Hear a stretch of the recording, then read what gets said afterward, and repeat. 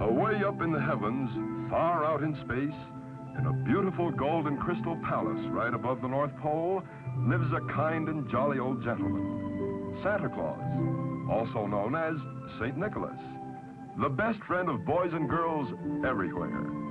But let's move in for a closer look. Come along. Hey everyone, it's Jonathan and welcome back to the Christmas Movie Marathon. Today I'm joined by Trivial Theater to talk about a movie that she's been suggesting for a few years now, 1959's Santa Claus, alternatively known as Santa Claus vs. the Devil. Nicki has been suggesting weird Christmas movies to me since we started podcasting together, and this one is right up there with the likes of Santa Claus Conquers the Martians and Santa Claus and the Ice Cream Bunny. There's really no way to prepare you for this movie. There's no better introduction than to just tell you it's called Santa Claus vs. the Devil. So let's just get right into it. Well, I guess to start, where did you find this thing?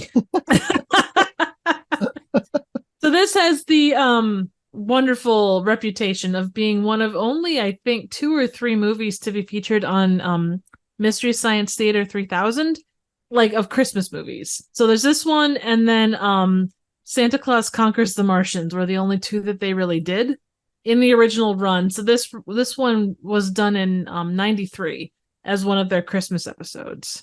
So that's kind of where I found it, along with Santa Claus Conquers the Martians, and through those same guys, Santa Claus versus the Ice Cream, or Santa Claus and the Ice Cream Bunny, which wasn't Mystery Science Theater, but in that realm. So I guess we've completed the trilogy then. Well, there are so many other really interesting Christmas movies of this nature, but as far as specifically Mystery Science Theater ones, they don't really do a ton of Christmas specific ones. Like, since they do a lot more pieces, they do tend to do like more now. But as of like the original run and the early days of Riff Tracks, these are some of the few. There's also one that they did on their more recent Netflix run that was Christmas. It's kind of like a miserly tale. I don't remember what it's called, but that one I haven't tracked down yet. So someday we'll cover that. When you say miser, are you talking Scrooge? Is this a Christmas Carol story? Kinda. It's sort of based on that, but it's not like, you know how something is inspired by but doesn't really follow the storyline of that? Mm-hmm. Actually, let me look it up quick so I can give you an actual title. The Christmas That Almost Wasn't is the name of it. Okay, I don't think I've heard of it. No, it's not one I had ever heard of before this, but that doesn't say much, honestly. But yeah, so it looks like there's also one called The Christmas Dragon. That might have been in the most recent season, which was season 13. So, yeah. But with this one and Santa Claus Conquers the Martians, we're covering the classic MST ones. So, and of the 3 that including this one, of the 3 that we've kind of talked about, Santa Claus and the Ice Cream Bunny is probably the furthest removed from this kind of a thing. Like it takes Santa out of his quote normal environment. So this one is probably the most traditional of the 3. Yeah. Not sure what that says. Traditional in some ways. It has a very interesting take on Santa. Oh yeah. That I don't think I've seen anywhere else. But I mean, as far as what Santa is trying to do, yeah, this is the most traditional.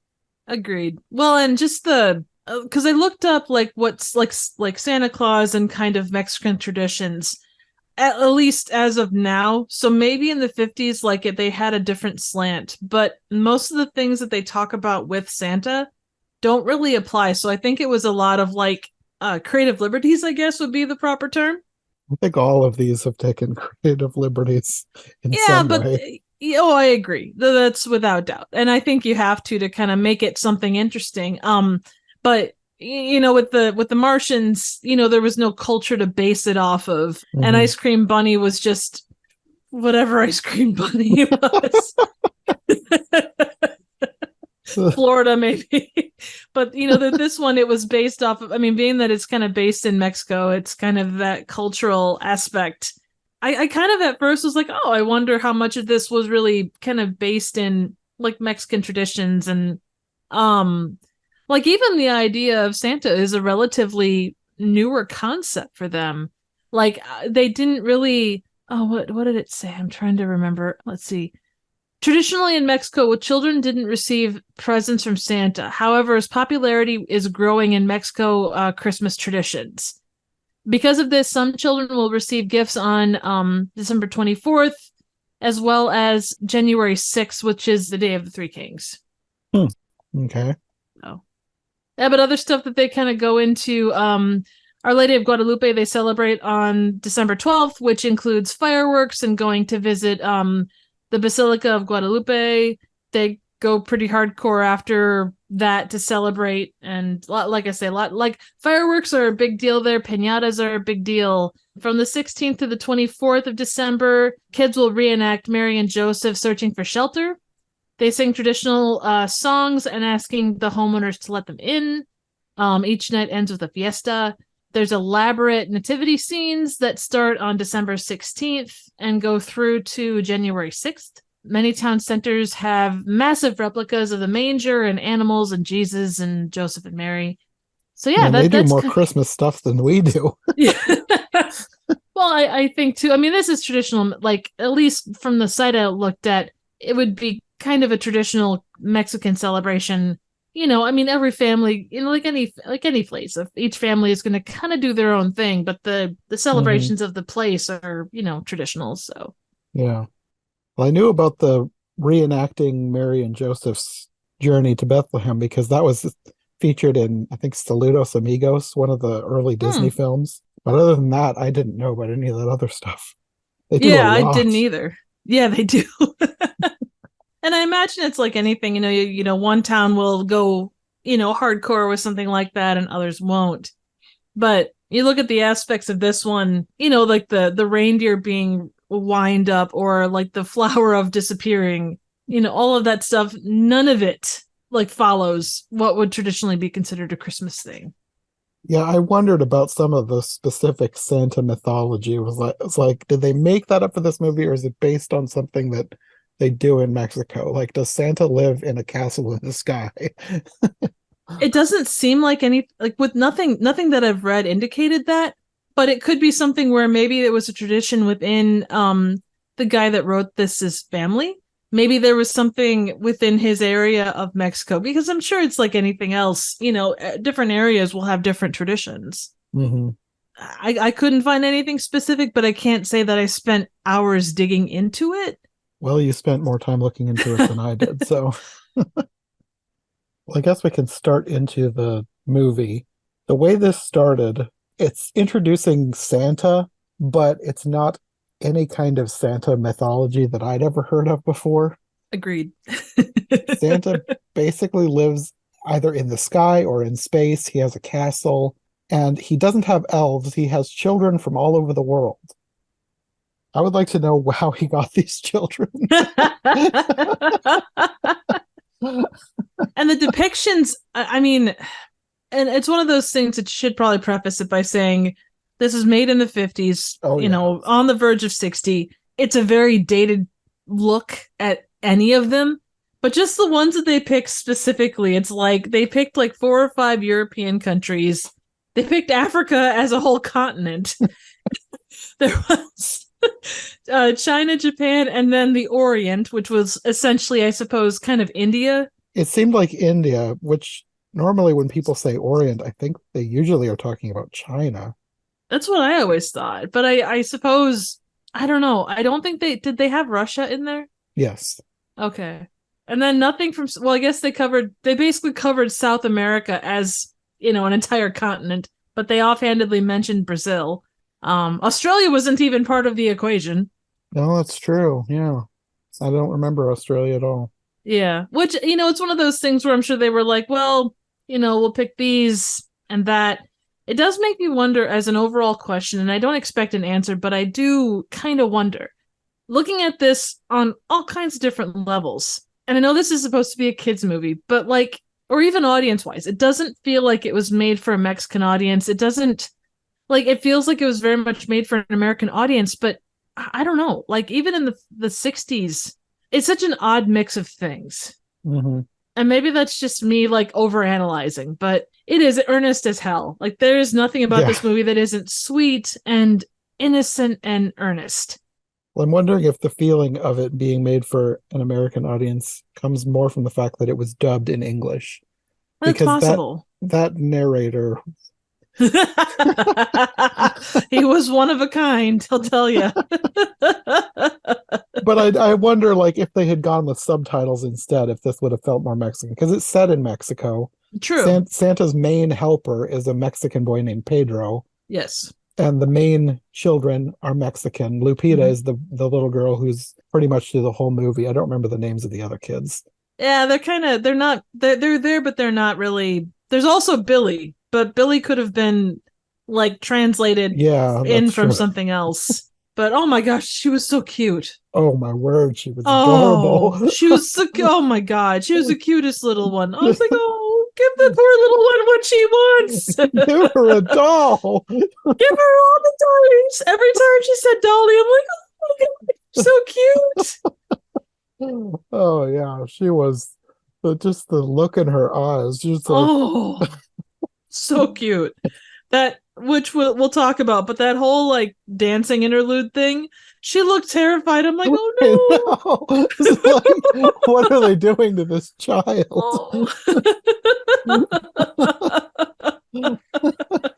But things to come. Yes. But no, agreed. It definitely, like, just I guess the fact that and with with the kids. I felt like there was probably like adults like underneath the things, like making sure that like I think it was the Mexican little guys. Like there was one playing a guitar and he's kind of like, bopping back and forth. And it almost felt like there was someone behind him, like controlling him like a puppet, like kind of moving him back and forth and stuff. They're like the most uninterested. The kids are like looking around, or like any kid at any like Christmas choral thing you've ever been to. That's what it reminded me of. Oh my God. It also reminded me of, which one was it? It was probably which one of these weird Christmas movies started with the kids like singing a song? Was that Santa versus the Martians? Oh, no, that was Santa and the Ice Cream Bunny. Okay, well, it had that similar feeling of kids putting on like a little play. Oh yeah, like they weren't professional actors, but it was still cute. Even remotely. Oh man. Oh, and you can see in the background too, it looks like they had all the little vignettes set up and they were all kind of sitting there at the same time. And you get that one kid that's like wandering off and picking his nose. And I loved how, like, obviously most of these are like some kind of weird stereotype. Oh yeah. But I loved that the stereotype for the US was two little cowboy children. Well, at least they weren't dressed up like Uncle Sam. That would have been oh man. Oh yeah. Oh, and the poor little I'm trying to think, the French kids. They were like, they had all the China dolls around them. It's like, since when is that France? I mean, and now that you want to see mimes or like that traditional kind of, they should have had mime children. Oh God. Like for Italy, they had a couple of little boys dressed up like gondola drivers. They really leaned hard into the stereotypes. Oh man, the American one just made me laugh. Two little cowboys. that was a cowboy and a cowgirl. Yeah, but I think too, given the era, like that whole '60s thing, I think that makes a lot of sense. Mm-hmm. But yeah, they have this whole long scene showing off all of the children of the world that help Santa. And then we have a scene of Santa using all sorts of strange technology that seemed like something out of 60s Doctor Who. Oh God, yeah. I mean, the giant machine with lips seemed like a Doctor Who villain from that era. That 100%. Really weird. The little telescope thing that was an actual eye was something straight out of War of the Worlds. Oh yeah, I could see that. But I do kind of appreciate like kind of the because you think about a kid and you say, oh, we're going to hear things in space. I'm sure a kid from that era, the first thing they think of is a giant ear like attached to something. A giant pair of fleshy protruding red lips. Oh God. Out of a machine. If you ever watched the Mystery Science Theater like riff of that, they go some places. Not like it's not outrightly rude, but they're like, okay, what were they thinking with that? It's like, whoa, that's those are some giant. Yeah. Oh my goodness. But it really seemed like a weird Doctor Who villain. It oh just god, like, who thought of this? yeah. Someone in the 60s that was, I mean, I guess if you want to think whimsy, like that is kind of the textbook definition. Like if you got a guy that delivers toys to kids for a living, every single one of the instruments in his like headquarters is going to be whimsical and funky. It's going to have that, I don't know, like even the lip thing, it had eyes and a nose if you looked at it from the right angle. But the main thing you notice is the lips. Yes.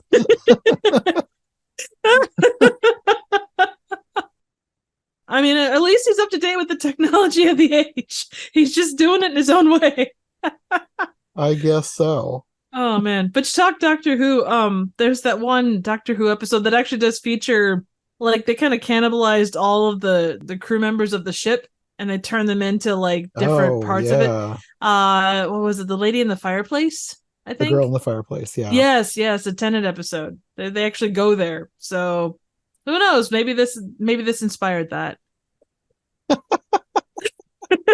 would be a imagine? strange place to get inspiration. Oh, But I did say it felt like a Doctor Who thing, so yeah.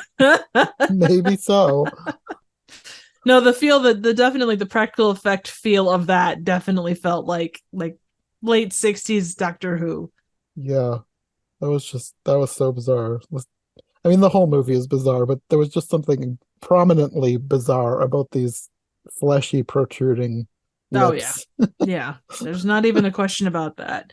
And it seems like every decision that was made for this movie, they're like, okay, we don't want to make the most obvious choice, but we want to make a wacky choice that, quote, makes sense within the context of this thing. Mm-hmm. Like they were going for whimsy, but it was a very weird whimsy. Dr. Seuss, it's like Dr. Seuss whimsy. Kind of. Yeah, well, I suppose. Dr. Seuss mixed with Doctor Who. Yes, very much. The doctors were in the house. There was also probably some Dr. McGillicuddies involved. Well, Santa's spy gadgets are not the only weird thing about this movie, because we also go straight to hell within the first 10 minutes. Yeah, they don't screw around. And to have that kind of a portrayal in a kid's movie, well, I guess you look at like Looney Tunes and it wasn't afraid to kind of go there, you know? Yeah, but this is a different thing to make Santa deal with than I have ever heard anywhere else. Oh yeah, no, absolutely. It's not very often. It's not. I mean, yeah, the fact that he takes on a demon is just, I don't know. It's weirder than taking on 3 inches of sand that somehow hold your sleigh down. Yeah. Completely different kind of weird. Oh man. But yeah, this is a demon named Pitch, who is basically like the stereotypical devil looking thing. He's red with horns. Oh, but he's got fancy pantalones though.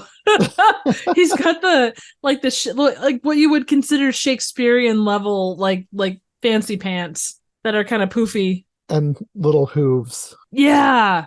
Oh, the whole headpiece is just, I mean, God bless him. The guy was chewing scenery. He did a great job of he was not afraid to just go.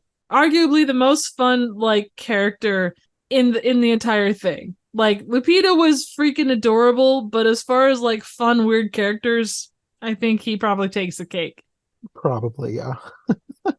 Not that that's a high bar for this movie, but still. Yeah.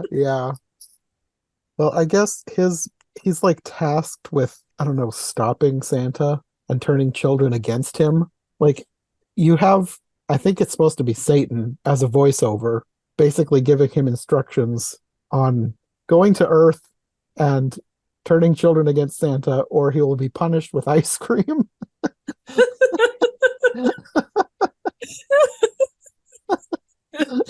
Not ice cream, no. Especially not Rocky Road. God, keep it away from me. Ah.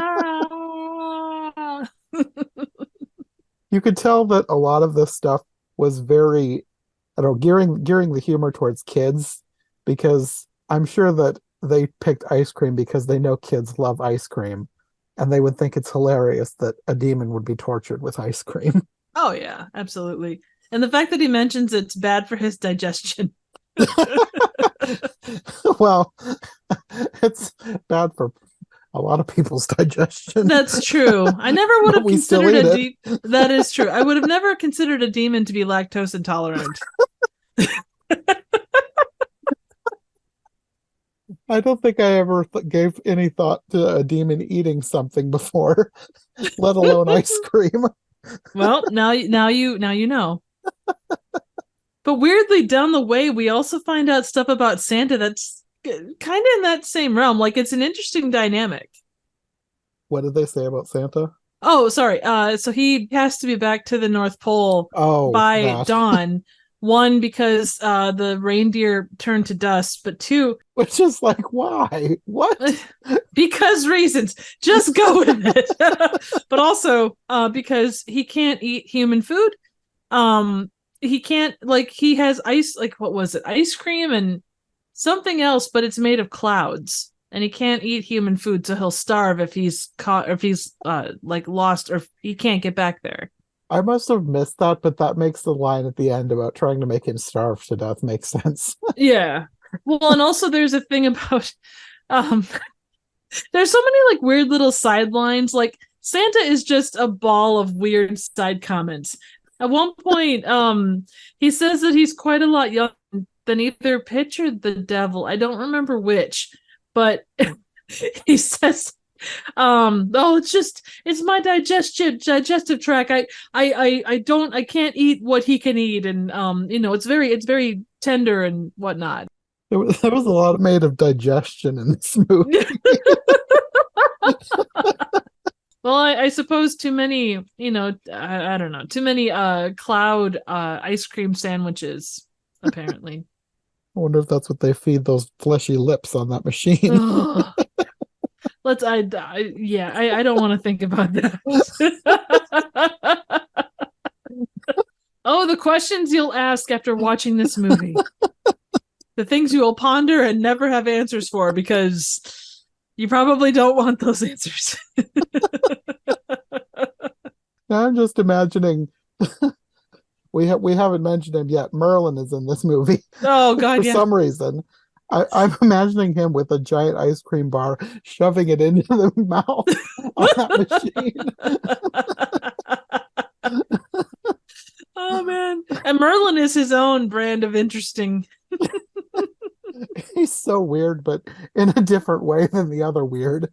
Oh, yeah, absolutely. Him and Santa have this whole back and forth, and we'll get more into it, but about like forgetfulness and all of that. And it's just like, oh my goodness. Yeah. Merlin is how they explain Santa's magic, I guess. Yeah, essentially. He makes all these gadgets. Did they say that he made the machines that he was using earlier to spy on the kids on Earth? I don't remember that. I know, like, he takes us through the different things that he uses to deliver the toys. I think he maintains the gadgets. So yeah, it would probably a good chance that he made them. He just forgot that he made them. I would imagine that he forgets a lot of things, because he seems like one of those stereotypical, I don't know, doddering old men. Oh yeah. Even down to the way he walked. Oh yeah, brilliant, but very doddering. And like, he likes to ride around like he's on a horsey.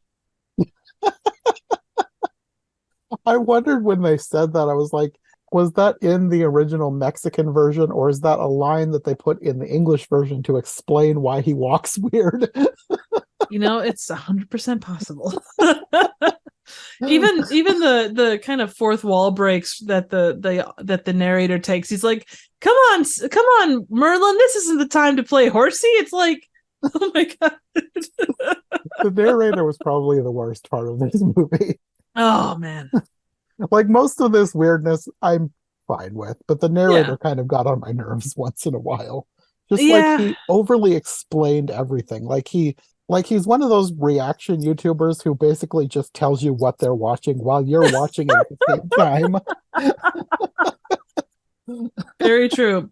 And that, I mean, that's another good question, with the dub, was that what was laid out in the like the straight up Mexican version of this, or was that just something that was added for the American version? Or the English version, I should say. I wonder if they just added it to the English version. Right. Well, and actually the version that I showed you, and I think that is basically the dub version, is actually 3 minutes shorter than what the original copy was. So the Mexican version is 3 to 4 minutes longer. Do we know what was cut?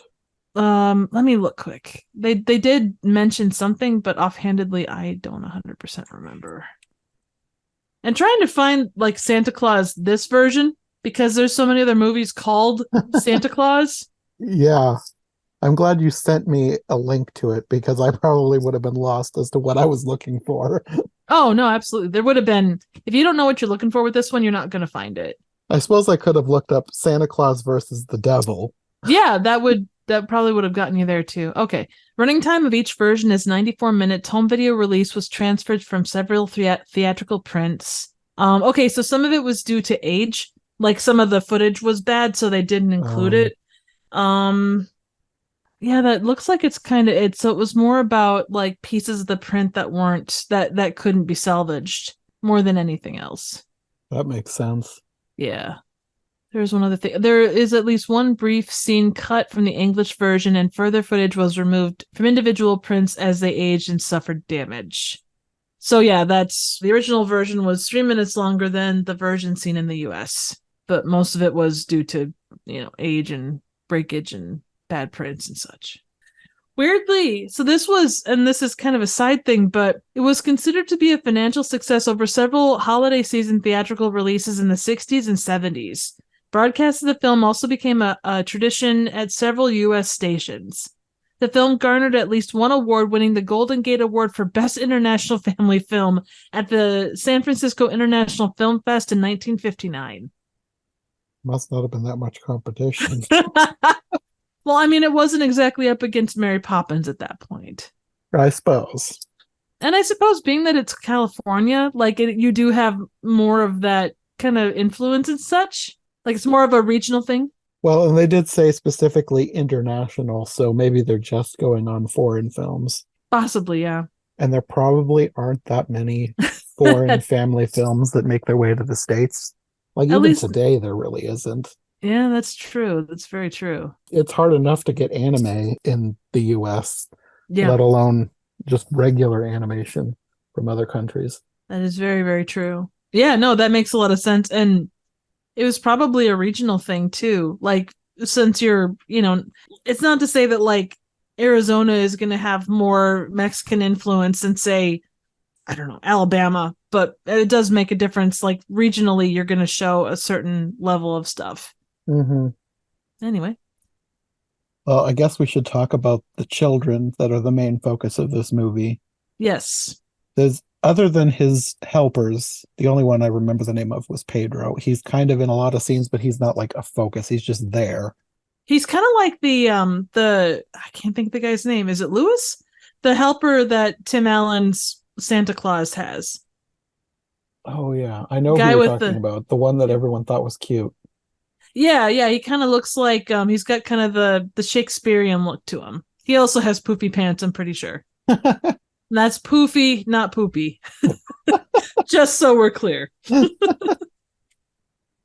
Yeah, besides him, there was like either triplets or just 3 brothers who I don't remember their names. And they're like the main ones, I guess, that Pitch is trying to turn against Santa. Like he goes after Lupita a little bit, but he's like using these 3 boys specifically to like attack Santa, basically. Well, and it's almost more of a subplot than it is anything. Like it's mainly Pitch versus Santa, but yeah, he pulls those 3 boys in as a decoy. Yeah. Even though Santa essentially says, because at one point they do write a letter to Santa and they say, "Oh, I've been so good. My brothers have been really good too." And they're like, "Yeah, these kids aren't good." He puts their letter in the liar's box. Yes. And he also has another box that I guess forwards letters onto the stork because the little kid asked for a little brother. So he put it into a box for the stork. Yes. Well, even that was really interesting how, like, all the letters that come to the post office and they toss them into a fireplace, they go up through the chimney and then they end up coming down and basically, like, covering Santa in letters. I don't know why I liked that scene. I could tell that at one point they were reversing the footage, but I liked the way they did that. No, that was cute. That was very cute. It's kind of fun to see. And it's not, you could take it out and it wouldn't make any difference. Like that, not that scene so much, but like where Santa's like in training, trying to get ready for Christmas, like the day before Christmas. There was, oh, I forgot about that. Where he's on that wiggling belt thing that Yeah. it's like one of those stereotypical 1950s housewives gadgets. Oh yeah. It's like, oh, is Santa jumping? No, he's trying to make sure his belly is small enough so he can fit down chimneys. There was a lot, yeah. Like you said, there's a lot of scenes like that you could have taken them out and you wouldn't lose anything. But I liked how much world building there was, even if it's a weird world. Absolutely. I liked that they did that kind of thing. Mm-hmm. Well, and again, it kind of goes back to the whole idea of whimsy. Like this, yeah. Say whatever you will about this. It's weird. There's a lot of funky stuff, but it is whimsical as hell. It is so earnest and fun, and it's trying to just be a fun movie. It's just a movie for kids. Like the whole everything about it is they're doing things that are going to make sense to a kid. People like us are going to be like, that's weird. How do you explain this? But like a kid's going to watch this and they're going to take everything at face value and they're going to love it. So even though it's very strange, I can see why it was a favorite around that time period for a while. Oh, agreed. I mean, you look at other movies of the era and I'm just kind of picking random movies, but like, again, Mary Poppins, there's a lot of weird stuff that happens there. Like, Dick Van Dyke lowering his pants so he can walk like a penguin. It's kind of that, not in the same way, but it is sort of in that same, this is an idea that would make sense to a kid, but not really an adult. Yeah. But back to the kids. Yes. Aside from the three that are the main targets of pitch, you also have Billy, who is like a sad little rich boy who has everything except the love of his parents. And Santa uses his spy stuff to look into his dreams, and he dreams that he gets his parents as Christmas presents. And his mom, like the shot on his mom is there for a really long time. It almost looks like a casket. Because there's like lace around the outside and she's just kind of like looking at him and it's like, I suppose you could also look at it as like when you go to the movies and they had like the Barbie setup where you could go inside the box and become a Barbie character. Yeah, I mean, I did that. No, absolutely. Go for it. But then the last child is Lupita, who is not the main character, but she's the main child character, I would say. She's kind of the moral, like, to say the moral center probably isn't the right way to state it, but to some extent, like, she keeps getting tested by the different sides because, like, Pitch keeps whispering to her. But she's kind of the moral compass. Like, she's a soul that's kind of balanced between Satan and Santa, which is a weird place to be because she's this poor little, she's probably what, maybe 4, 5 at most. Yeah, she's very young. Yeah, and she just wants, all she wants for Christmas is a dolly. And the first exposure she has to Santa is seeing him at a store. And she asks her mom, and they're very poor, who is Santa? And her mom explains, and she's very sad because she can't afford stuff for her kids, and all that Lupita wants is a dolly. And at one point, like, she steals a dolly, not understanding the ins and outs, but then she puts it back and disrupts Pitch's plans and such. Yeah, aside from Lupita, I think the person I felt for the most in this movie was her mother. Oh yeah. Like, her mother was like almost a very tragic figure because like they're very poor and you can tell that she wants to buy her daughter something, but she just cannot. They don't have any money. And I didn't realize, at the end you realize there's a dad too, but I don't remember the dad at the beginning. But the dad is out looking for work, so they can have money, but he doesn't. I don't think he ever finds work. No, and he's going out on Christmas Eve. Like, who's going to be hiring on Christmas Eve? I don't know. I mean, maybe as a Santa impersonator, comes back and he's dressed as Santa. I don't know that he had the build for that, but I guess if somebody really needs a Santa, they'll take what they can get.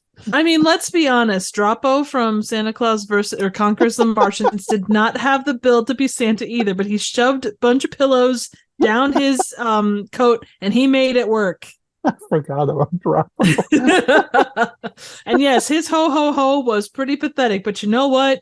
He did what needed to be done. Well, after you have all of the stuff with the kids, Santa finally starts getting going on his journey. He has to get all his stuff from Merlin. And there was another guy too, but I don't remember who he was. The other guy made a key. I think he was only called the Keymaker. Okay. And he's like a blacksmith type guy, and I think he was a redhead. Not that that matters one way or the other, but he got this random redhead, and he gives him I think the key was called the magic key that opens every door, or opens like something like that. Something like that. Yeah, it's supposed to open every door on Earth. And then for some reason it sparks when it opens doors. And Santa has to test it on 1,000 doors for some reason. Right before he has to leave. You'd think he would do that like, a month before you have to go out as compared to the night of. There was a lot of things like that in this movie. Yeah, he's kind of a procrastinator, honestly. And then you get to his reindeer. And at first when I saw them, I was like, okay, well, this is really strange animatronics they've chosen for these reindeer. But then I realized they did that on purpose because these are robots. Not only robots, wind-up robots.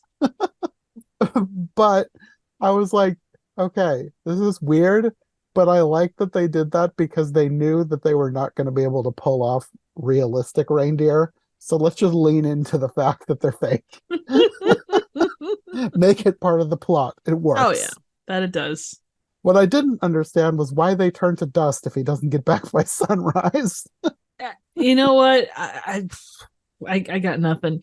I also like, though, how when he wound them up, they were like chittering and going, eh. They made some weird noises. I could see that disturbing some children. Yeah, a little bit. I suppose as long as Santa's not making those noises, we're okay. I suppose. So yeah, Santa heads to Earth, and then you have Pitch influencing these three kids to capture Santa. I don't really know what these kids thought they could do if they captured Santa. Oh no, they had a really well put together plan. They were gonna capture Santa and then have all of the toys to themselves. That was the plan. I guess that could make sense to a small child. Yes. And besides these kids, you also have Pitch just doing things to sabotage his delivery. But the way they shot it, it just seemed like it was a game of silly pranks. Like Santa laughed about everything.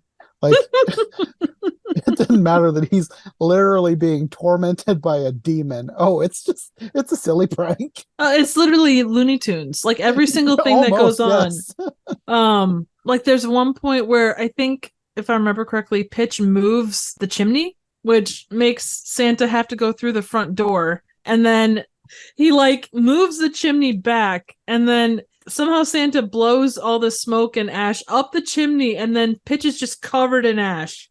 And just deadpan staring into the camera like, wah, wah. And then there's another point where Santa's like sitting on the edge of a chimney, getting ready to go down, and Pitch like hits the fire to make it go really high and hard. And like Santa almost loses his pants because this fireball comes up through the chimney. There's so many weird things between those two. Oh man, they're like Abbott and Costello. Kind of just a weird version. But then you have the three kids setting a trap, and Santa apparently knows what they're doing. And I'm not really sure what happened, but it was like he shot a meteor at them. Yeah. Well, if you're Santa and someone is naughty, the liar list, if someone's a liar, then you got to tell them what's what.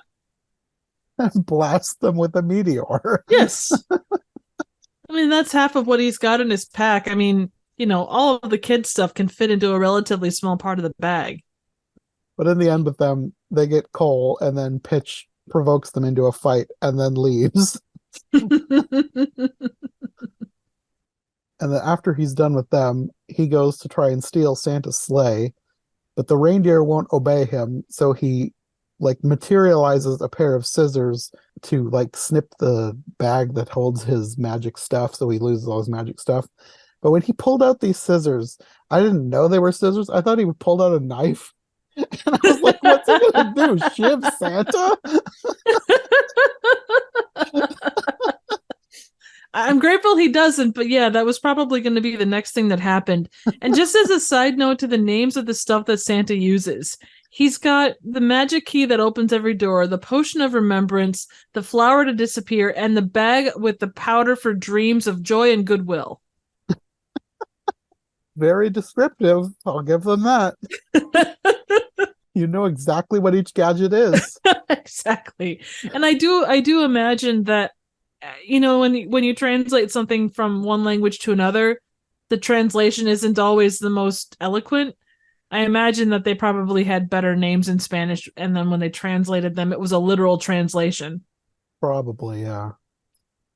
But then after all of these failed attempts to either sabotage or get rid of Santa, he sicks a dog on him. Yes. I guess that's the last resort. But this is like his most effective attack. And it's because he's not directly orchestrating it. Santa ends up climbing a tree to get away from this dog. And then Pitch goes inside the house where the dog lives. I think that's where the dog came from. And then he's whispering to this sleeping guy that there's a prowler outside that's planning to kill his wife and kids. Like, for all of the wacky weirdness that this guy has been doing, this is like the darkest thing that they've said in this movie so far. Oh, yeah. I mean, it's a lie, but it's still the darkest thing anyone's ever said.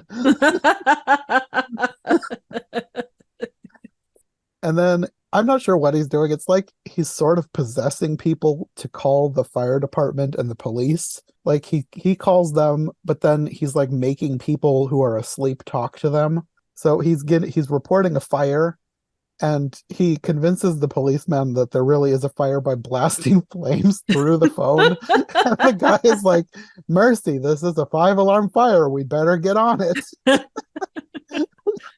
And I think the idea was to get as many people there as possible so they can see Santa. But it kind of goes back to that idea of like, because Santa even says that, you know, to Pitch that he can't directly talk to people, they can't hear him, but he's able to, like you say, like talk through people, influence folks to do things. Mm-hmm. And the whole back and forth with the one family.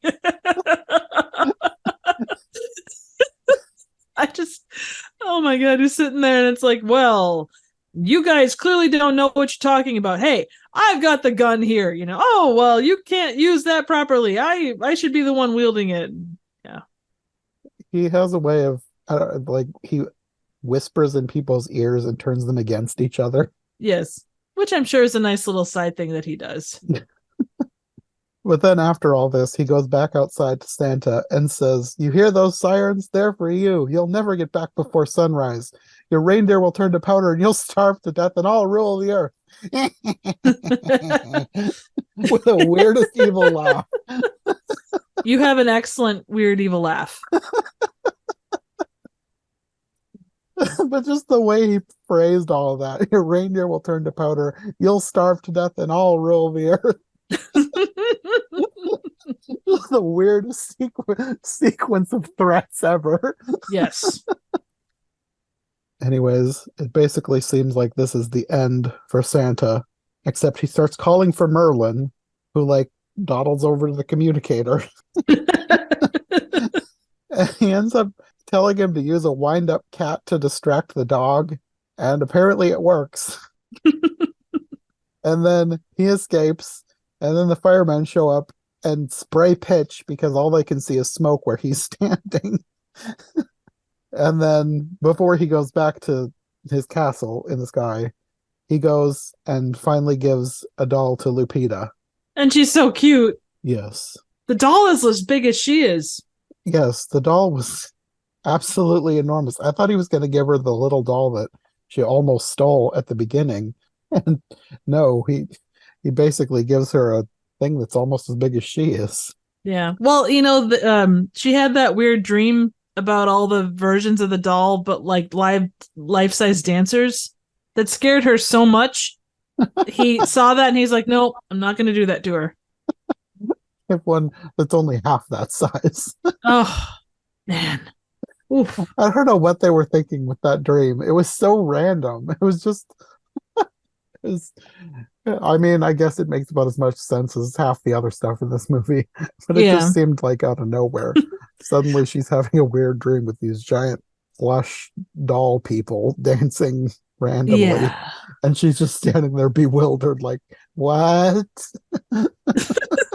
Well, and even the poor little actress that was in the middle of that, like, Yeah. she just had this disconcerting look on her face, like, what's going on? And they're just like, they kind of dance around, like, obviously they dance around her, but yeah. I do think with the dream, they were kind of trying to do the whole, like, there was that part of her that's like, hey, you want this pretty dolly, you're gonna have to steal it, kind of a deal. So kind of the devil on your shoulder versus the angel on your shoulder kind of a thing. Mm-hmm. Oh, it was so weird. But yes, it was. the whole movie was weird. So the question is that weirder than the ice cream bunny? No.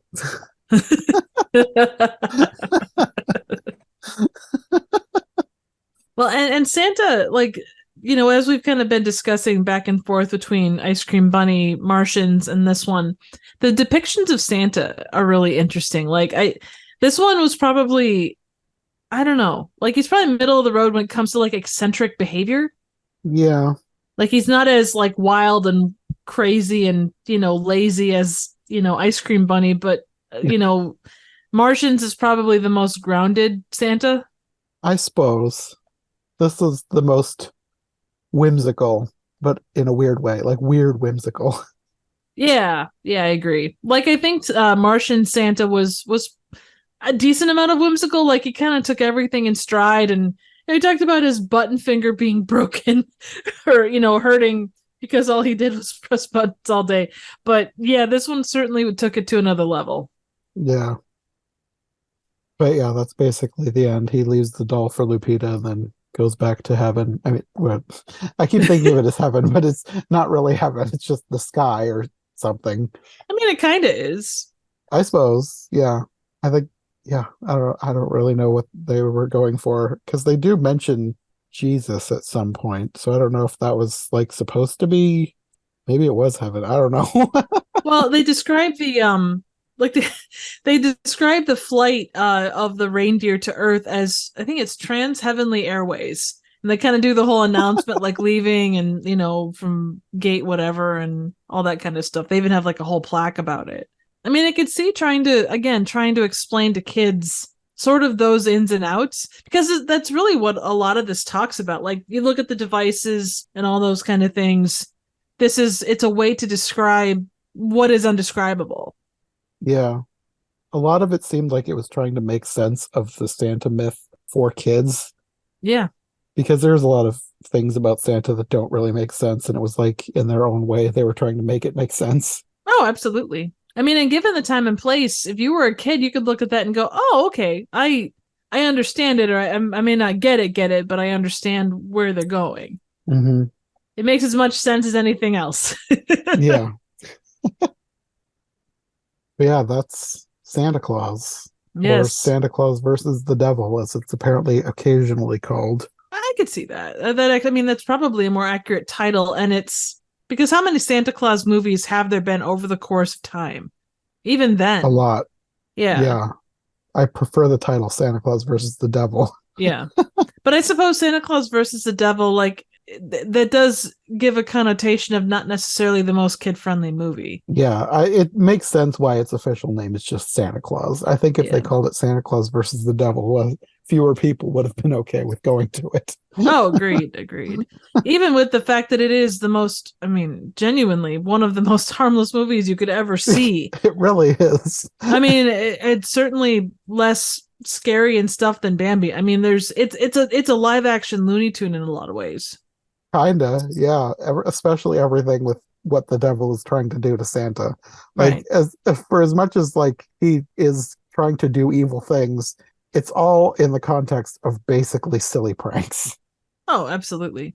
And it's not anything that's harmful really to kids if you want to look Yeah, at it that way. I mean, yeah, you can look at this as, I mean, not that Bambi is a good comparison, but that was another G-rated movie that was very pointed towards kids, obviously because Disney. But I mean, given the choice between the two, I would say that this one is definitely less scary than that. oh yeah. This has literal Satan, and it's not as scary as Bambi. Right. No, absolutely. And again, that may not be the most logical correlation, but I mean, they're kind of in that same boat. And then at the end there was they did the whole Bible verse thing, which I thought was really interesting. There was back and forth kind of connotations to Mary and Joseph and Jesus and such, but it was not specifically focused on that, but that's kind of the way it ended. That was interesting. Yeah. Yeah, I don't know. It just made me wonder how much of this was based on, I don't know, like Mexican Christmas nativity stuff. And I guess a lot of it isn't, but I guess they were still trying to go for a bit of a religious feel, Right. even though this is not religious and the devil is not biblically accurate. Right.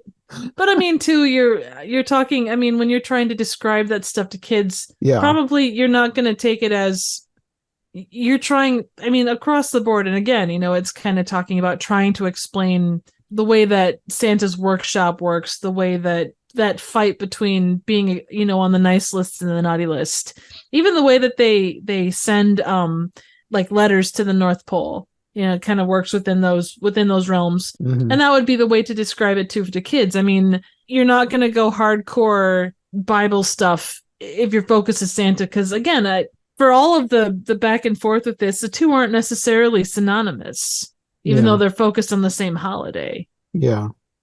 And really, with even Christian Christmas, the devil's not really involved. No, definitely not. He doesn't have anything. I mean, like anything good and bad, you could say, well, you're on the naughty list because you were tempted by the devil. But yeah, as an overarching thing, a kid is just, mischievous and, they tugged at their sister's pigtails and stole their friend's truck or whatever. And, that's what put them on the naughty list. It's not being tempted by, the Lord of Hellfire and an actual demon. Exactly. But it's definitely an interesting mix of things. Yeah. It's a very random mix of things. So where does this fall for you as far as like between the three kind of weird Christmas movies we've done? This is probably my favorite. Nice. It is fun. Like, as far as just an entertaining movie, I think this would be my favorite. I like how weird Santa versus the Martians is, or whatever, however I always mix Santa up Claus. the titles. Yeah. Oh no. Santa Claus conquers the Martians, but you could say it either way, and I think people would get it. Yeah. And then Santa and the Ice Cream Bunny, that's just a weird movie. Like, I don't know that I would watch that one again. Oh, come on. No, I kid. It fits the environment in which it was made.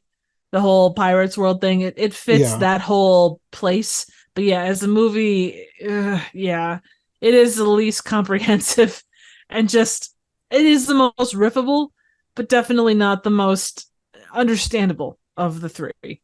Yeah. And as far as just watching it for entertainment, just as a movie, no. Understandable. But No, this absolutely. one I think is kind of in a charming, old-fashioned kind of way. Yeah. And definitely in a different way than, say, a lot of Christmas classics. Not that you would designate this. I mean, obviously there was a time and place when this one was. If you look at, if it had a successful theatrical run in matinees for kids at a certain place in history, obviously that is a sign of success. But yeah, as far as a Christmas classic for most individuals, this would probably not be up there as much. No, I think this one would have a place, like if somebody wants to make a list of good, entertaining, weird alternative Christmas movies, this Yeah. definitely has a place on a list like that. Oh, absolutely. And I could honestly see, for as goofy as it is, Santa Claus Conquers the Martians feels more like it is more of a traditional Christmas thing. It's something that, as an American at least, you can look at and go, or European, kind of those traditional pieces. You can look at them and go, okay, this falls within traditional Santa norms. Even if it takes place in another world, it's still kind of bringing in those same beliefs Hmm. or same traditions. So Yeah, to some extent, both this and Santa Conquers the Martians, but Santa versus the Ice Cream Bunny, it's just weird. that it is. It's And just weird. and it's more Santa with special guest Ice Cream Bunny, because Ice Cream Bunny shows up in the last 5 minutes and takes 15 minutes to get any plates. Yeah, and it doesn't really have much of anything to do with Christmas. No, It's absolutely not. just it's just a weird movie. And honestly, the way that Santa's pants are bagging in the back, yeah, he's lost weight a lot quicker than Santa on the weird exercise machine in this one. So I don't think I think he wouldn't have any problem fitting down chimneys, but I don't think you can really qualify him as a proper Santa if he goes below a certain weight limit because of all the sweating. Sorry. If this Santa wants to lose weight, he should go to Florida Yes. instead of Yes, using his wiggling weight belt. I mean, he was in Mexico, which in theory should be a lot hotter than what you'd get in Florida. That's true. I mean, not the whole country, obviously. If you're up in the mountains, it's going to be colder, but by and large, it should be hotter there than what you're getting in Florida. Well, I suppose that's all I've got to say about this strange Christmas movie. Oh, agreed. And I guess my question, it's a non-question really, but like obviously it was made for kids, but the my question kind of still goes back to like, was it made for a Mexican audience? Was it made for something more international? I would be interested to know, but I don't think that's something you're ever going to really figure out unless you find like a proper release with like audio tracks or like the extra information. Yeah, I don't know. I feel like it was so non-specific that any culture could get something out of it. Right. So I don't know that they were thinking one or the other. Probably. They were probably thinking of it as something that they could send to other countries. Yeah, that's true. Well, I suppose that will be all for this episode. Are you going to ask Santa for a dolly for Christmas? I'm asking Santa for Lego. Hey, also good. I like it.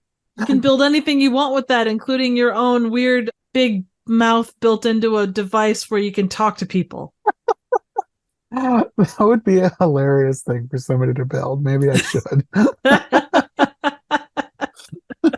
Of all the weird things in this movie, of which there are so many, yeah, there's just something. It's like when there's close-ups on lips in movies.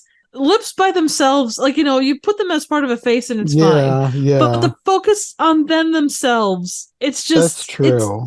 It's so damn creepy. I don't think I've ever seen a close-up on lips that I enjoyed. No, same. Like I love Rocky Horror Picture Show, but the whole opening bit with the lips on screen with the credits, I just man.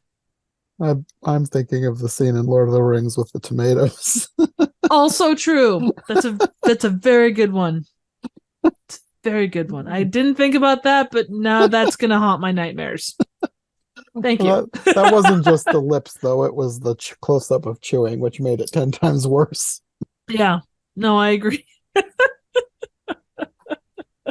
Well, anyway, on that note, Yes, anyway. until next time, do you want to let people know where they can find you if they want more from you? Absolutely. If you're looking for a close-up on lips, you will not find them on my channel, but you'll find quite an array of random, obscure, and straight-up bad movies done in a collaborative or solo review style. Stop by, say hi at Trivial Theater. Would love to see you. Okay. Well, until the next episode. Always a pleasure.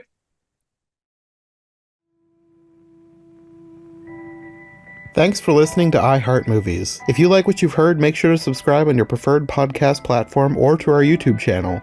Make sure to follow my co-hosts as well, and if you want more content from us, check out one of the other podcasts in the iHeart Movies podcast network, or check out my brand new Patreon. My link tree, as well as any other relevant links, will be in the description. We'll be back soon with another brand new episode, so thanks for listening, and we'll see you next time.